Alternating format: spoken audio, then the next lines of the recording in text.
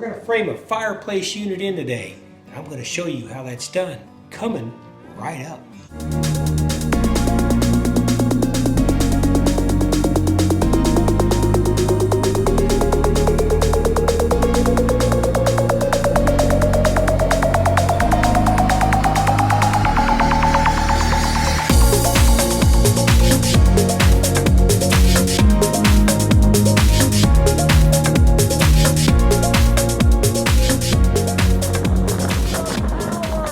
Okay, on a project like this, one of the first things you need to do, take the baseboard off.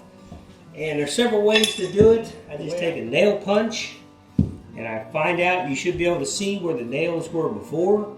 I take a nail punch, and I just punch those nails off there just a little bit further, and it's going to make pulling the baseboard off a lot easier. And it helps to have a sharp razor knife. And I go down through here and I cut right where the baseboard connects to the wall. That'll separate the caulking. If you don't, if you pull this piece of baseboard off, the drywall paper is liable to stick to it and it rips up the wall, and now you've got a whole nother problem you just created. Remember, when you do a remodel project, surgically remove stuff. Don't go in and start tearing stuff out. It's going to cause you a lot more work at the very end. I will take a series of pry bars, try to figure out which one works the best, put it down in the wall.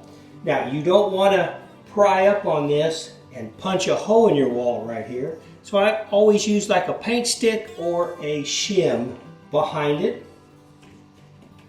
And then I go to pry it out, and the baseboard starts to pop loose. Any place where the caulking is still stuck, you can take it, cut it loose as you go.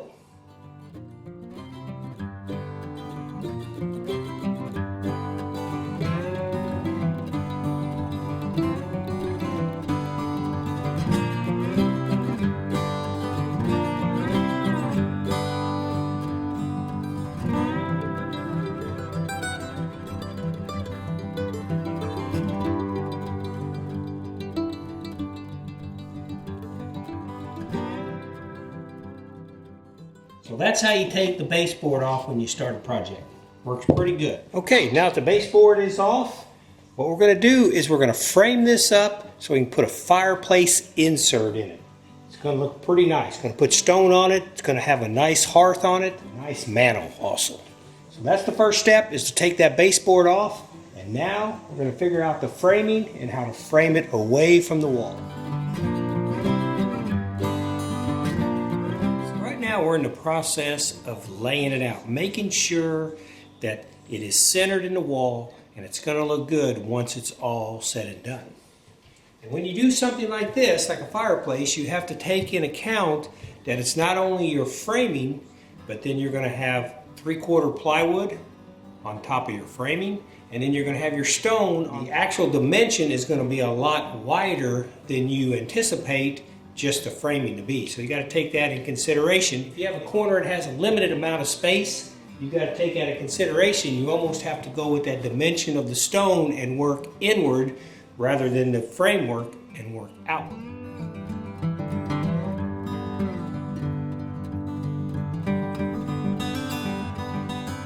What's important when you're framing something like this up is to make sure your initial frame boards, the first boards that you put up, are level and square.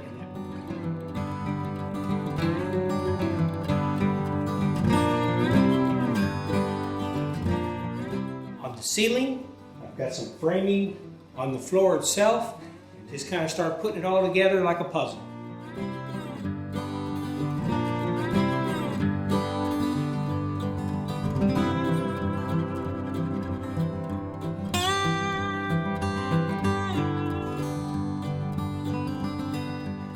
When I'm putting together a project like this, I like to use exterior deck screws. Something like these right here. They work well, they grab really good, they have a star head on them, but that way in case you need to make adjustments, you always can. All you have to do is back the screw out, move it one way or the other, put it back in. It's real nice to put a project like this together with screws.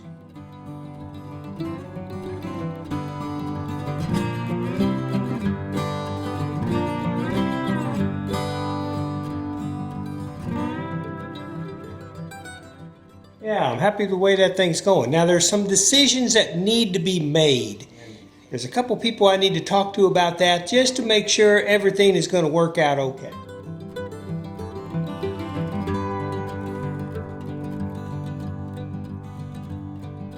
The Fireplace unit came in today and it is really nice.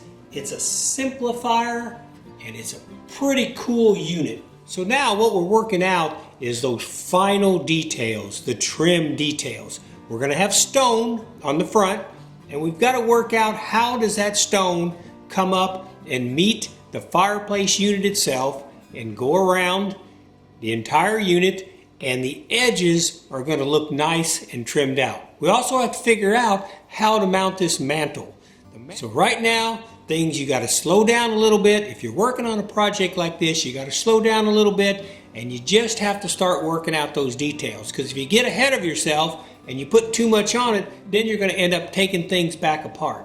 Also, it's always a little strange when you have somebody doing the framing work and then you have somebody doing the masonry work. Those two people have to coordinate and make sure everything is working good. Because I don't want to do anything that's going to give the mason guy a headache, and I don't want him to do anything that I come back in and go, oh man, how's that going to be trimmed out now? So you got to work together. It's all part of a construction project that you just have to work on. Framing up the actual hearth that's going to go to the fireplace. And what I like to do is I like to build them very strong because it's going to get stone on the front, and then it's going to have like a marble stone top. And so you want to make sure you build it just as strong as you possibly can, because any kind of movement, any kind of weight distribution, somebody sitting on this side, somebody sitting down here, like that will crack the mortar and possibly could even crack the stones.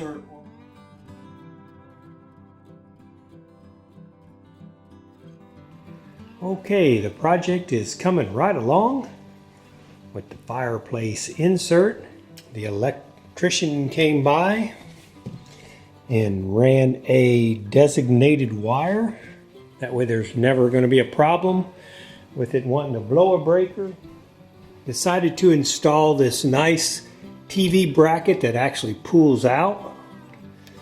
And what really makes that nice is the TV can be pulled out if it needs to be worked on from behind, connected, disconnected. This will tilt right, left, goes back in, and allows the TV to be as close to the stone as we can get it. So that's a pretty good system right there. All in all, I like that a lot.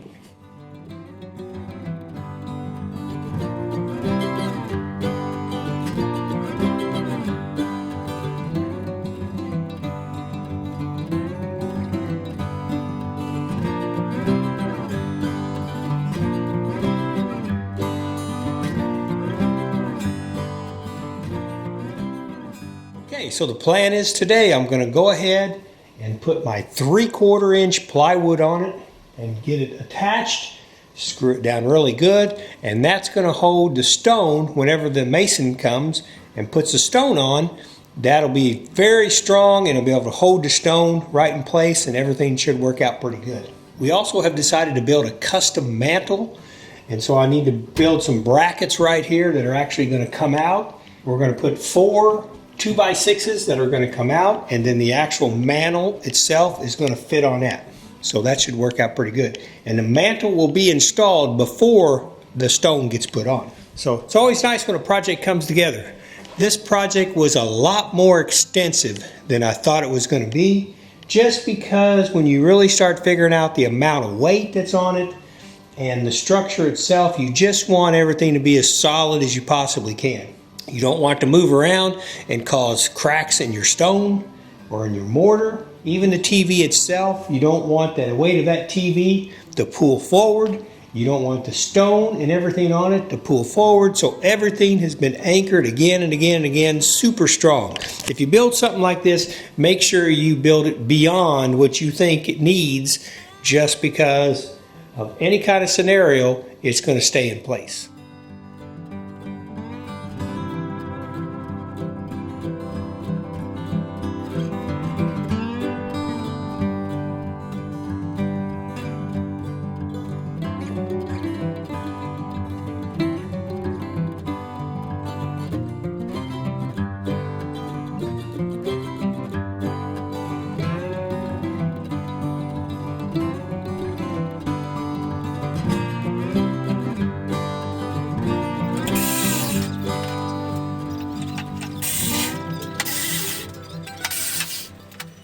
No matter what saw you are using, make sure that you let the blade stop before you take it off the cut and move it somewhere else. Just make sure that blade, whether it's a saber saw going up and down or whether it's a circular saw going around, make sure the blade stops before you move it, especially if you're a beginner. That'll keep you from getting hurt.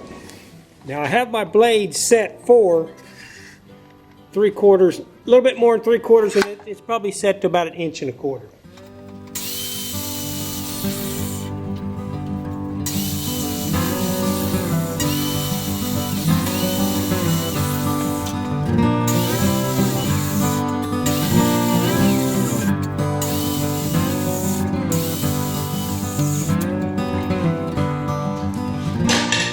But once again, I highly recommend, if you are not trained with a saw and you don't have a lot of experience, don't try this technique, because this is only for experienced carpenters. Because when I'm laying that saw down on there and I'm putting it down and I'm lifting it up, moving it over, and I'm laying it back down, if you're not careful, when that blade is spinning and you start to go down, if you're not holding it right, or you jam it, or you get it in a bind, that saw is liable to kick out of there like a monster. So you just got to be careful. All saws are dangerous. Sawzall, saber saws, skill saw, table saw, they're all extremely dangerous. Don't let anybody tell you that they're not, because they are. So just be careful. Use extreme care if you do. Okay, so you can see that I've got them cut out. And it doesn't really matter, because these are my supports coming out for my mantle. So it's all going to be covered up with stone anyways, and the mantle is going to cover them up when it slides on there, but kind of gives you an idea. Now what I'm going to do next is I'm going to go ahead and take my saber saw and I'll finish these cuts.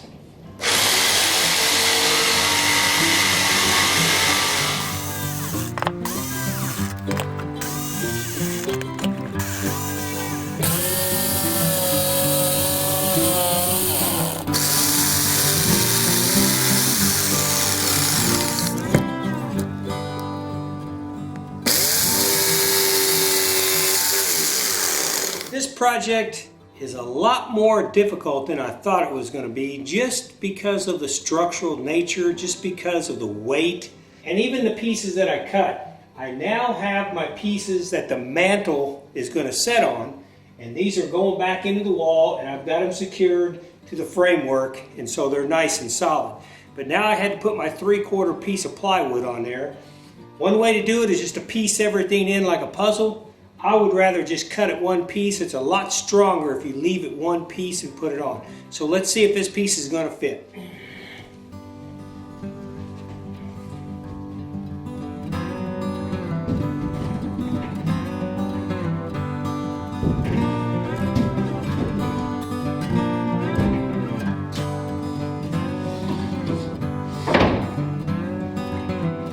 Okay. That's looking pretty good right there. The ends look good. Yeah. Okay, I'm pretty happy with that right there.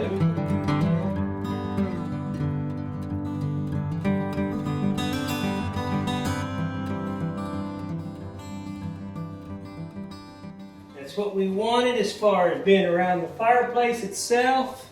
Coming down. Okay. That looks pretty good. Now I'll secure everything. The mantle will actually fit on these, slide back, secure the mantle in with some finish screws, and then it's ready for the block layer to come in and put his stone on here and fix it all up. That's looking pretty good. I'm pretty happy with that.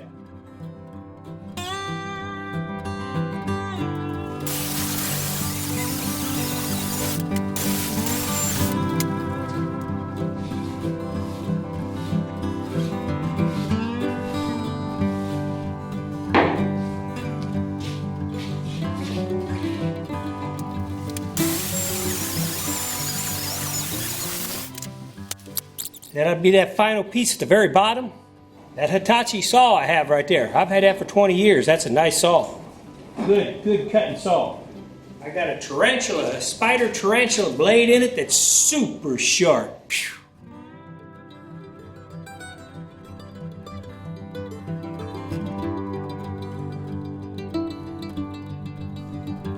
But it's very rewarding to be able to build something.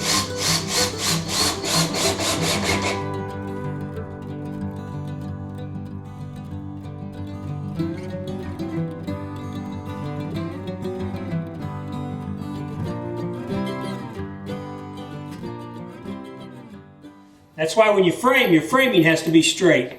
When you're using screws like this, it's sucking everything in. If your framing is all crooked and bowed and all that, well, it's gonna suck the plywood into whatever shape your framing is.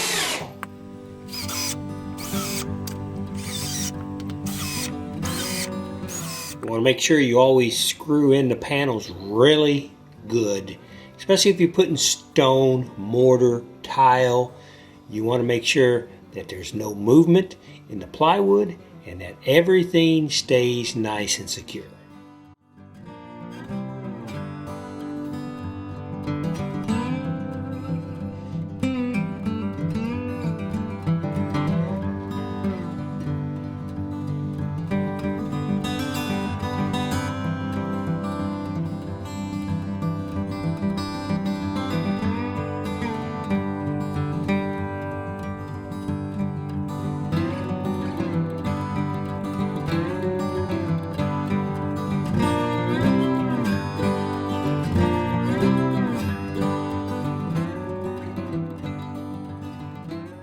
Okay, finally finished up the fireplace. The fireplace turned out beautiful. The stonework looks excellent, and very happy with the way everything turned out. What I can tell everybody is if you're going to do something like this, just make sure that from the very beginning, the framework, the layout, everything is done professionally and done well. Because when it's all said and done, there's a lot of weight sitting here that could pull away from the wall, especially if you're going to put a big TV up above it. So just make sure you really build it soundly. If you're a beginner, you might think about hiring it out. I don't know if I would try it if I wasn't really good at woodworking. And of course, the stonework needs to be done by a professional for sure. But let me show you what it looks like turned on.